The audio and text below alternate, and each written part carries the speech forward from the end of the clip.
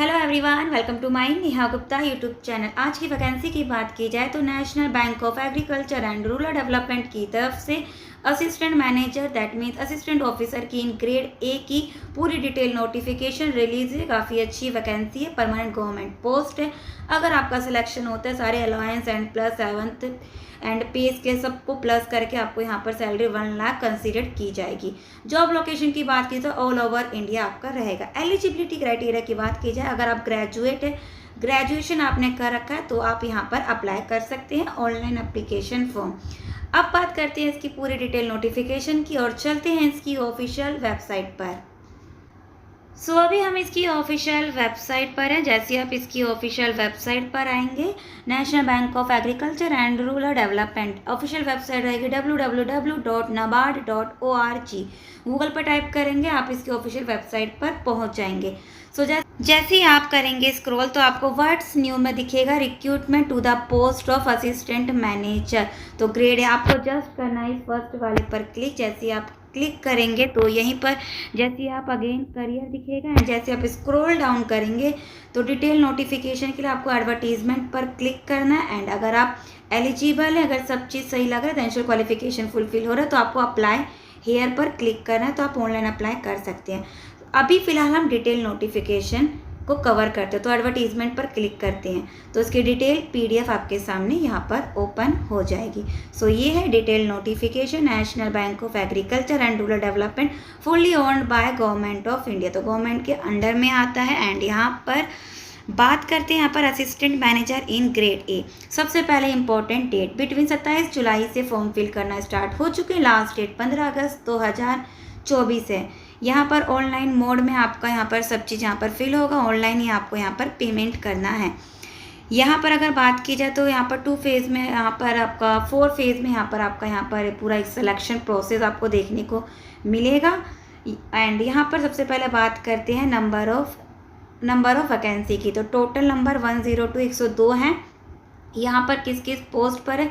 General category की बात की जाए तो यहाँ पर जनरल पोस्ट के लिए हर कैंडिडेट यहाँ पर एलिजिबल है जिन्होंने भी अगर ग्रेजुएशन कर रखा है, पोस्ट ग्रेजुएशन कर रखा है, आप जर्नल में अप्लाई कर सकते हैं। टोटल 50 पोस्ट है। यूआर में 23, एससी में 7, एसटी में 3, ओबीसी में 12 एंड ईडब्ल्यूएस में 5।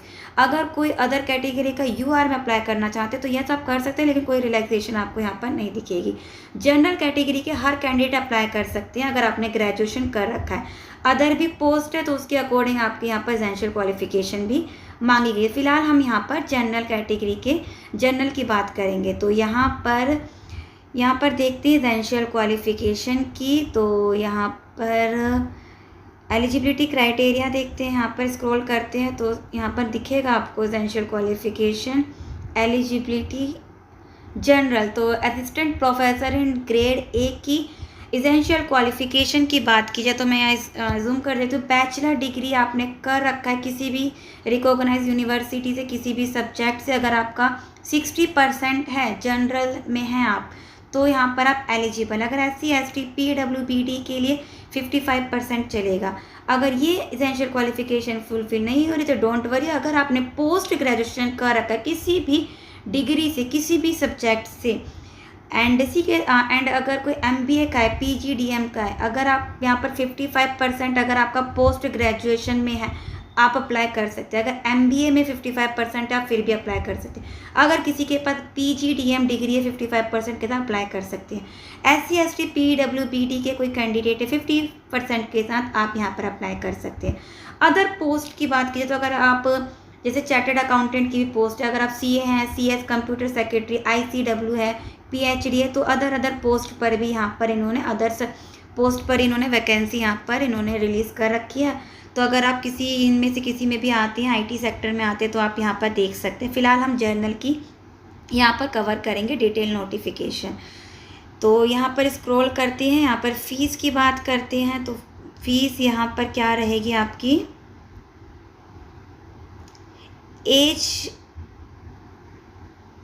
एज की बात करते हैं। Age the candidate must be between, अगर आप 21 से 30 के बीच में हैं तो आप यहाँ पर अप्लाई कर सकते हैं। एंड यहाँ पर अदर भी आपको रिलैक्सेशन यहाँ पर दिया गया है। फॉर एग्जांपल जैसे 3 ईयर का रिलैक्सेशन आपको OBC में दिखेगा, 5 ईयर का SC/ST में तो कई सारे यहाँ पर रिलैक्सेशन है, आप एक बार PDF को रीड आउट कर लेना। तो अगर सारी एसेंशियल क्वालिफिकेशन अगर फुलफिल हो रही है तो सिलेक्शन प्रोसेस अब आता है। तो यहाँ पर आपका प्रीलिमिनरी आपका एग्ज़ाम होगा।